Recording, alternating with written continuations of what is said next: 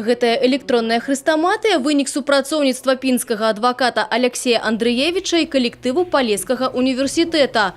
У адным выданні складальнікі сабралі і сістэматызавалі ўсе нарматыўна-прававыя акты, якія могуць быць карыснымі юрыстам прадпрыемстваў, а таксама практычныя прыклады іх прымянення з каментарыямі.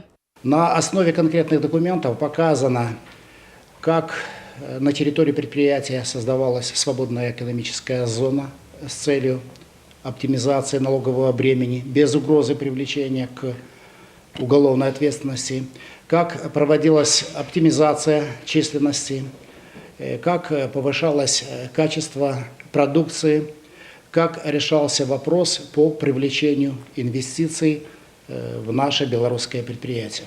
То есть это фактически сделан такой дайджест существующей нормативно-правовой базы, опять же, с точки зрения уже с имеющимися определенными комментариями, трудностями, которые могут возникнуть у человека, который захотел открыть свое предприятие. Разрабатывали мы его на языке C# с использованием обычных Windows форм, то есть все крайне просто, понятно, и главным требованием, вот как лично я поставил для себя, это было, чтобы программа запускалась на различных типах устройств. Дамовы, загады, судовыя рашэнні. У адзіную сістэму юрысты практыкі, выкладчыкі і студэнты сабралі запатрабаваны ў сучасных рэаліях матэрыял. В данном телефоне изображено приложение «Бизнес-каталог Беларуси». Одна из немаловажнейших функций – это юридическая помощь, при нажатии на которую на экране будут изображены материалы по юрпомощи, которые